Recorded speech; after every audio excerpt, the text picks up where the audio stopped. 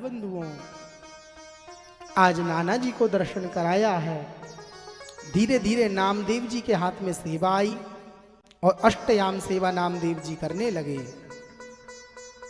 इसलिए सभी लोग कहते हैं कि भगत के बस में है भगवान, एक ही वश में करने वाला है भगवान को, वो है भक्त। एक दिन सिकंदर लोदी ने नामदेव जी को बुलाया, कहा आप साहब से मिले हैं, हमें भी दर्शन करा दो। अरे भैया हम कहाँ के साहब से मिले, अगर ऐसा होता तो सिलाई बुनाई का काम क्यों करते, यही काम नहीं करने रहते। तब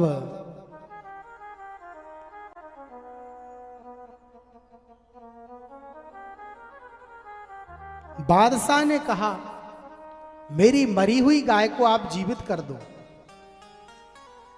बंधुओं, नामदेव जी ने बहुत प्रयास किया राजा को समझाने का, लेकिन राजा कहने लगा अगर तुमने गाय को ठीक नहीं किया तो तुम्हें बंदी गृह में बंद कर देंगे।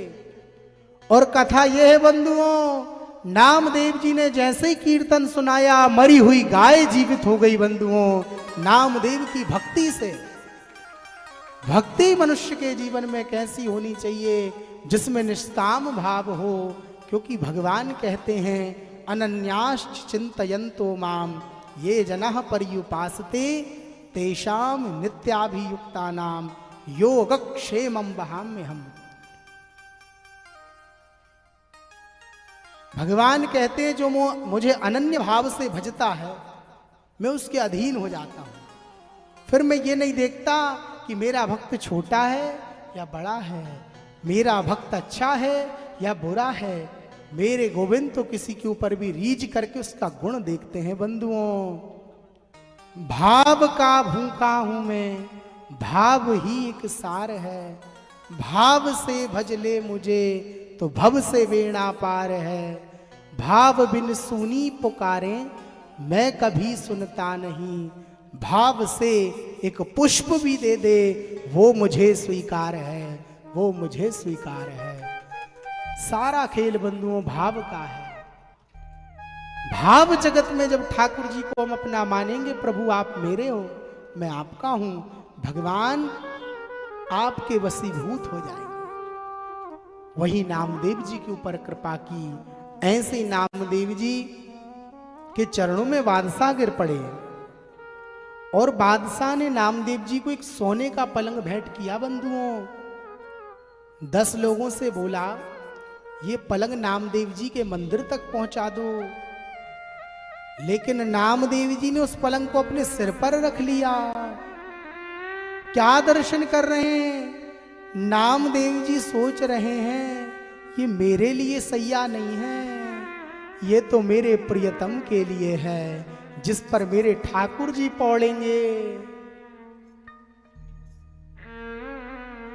बंधुओं, भक्ति जीवन में कैसी हो, हे ठाकुर जी मेरे जीवन में मुझे जो भी प्राप्त है ये सब आपका है।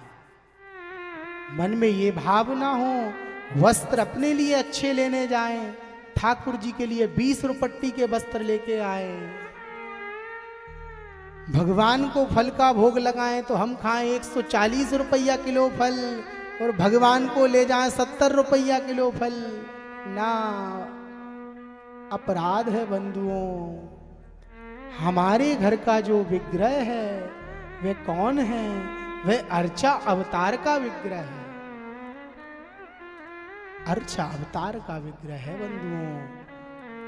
नवधा भक्ति में सबसे पहली भक्ति है श्रवणम कीर्तनम विष्णु स्मरणम पाद सेवनम अर्चनम वंदनम दास्यम सख्य आत्मनिवेदनम।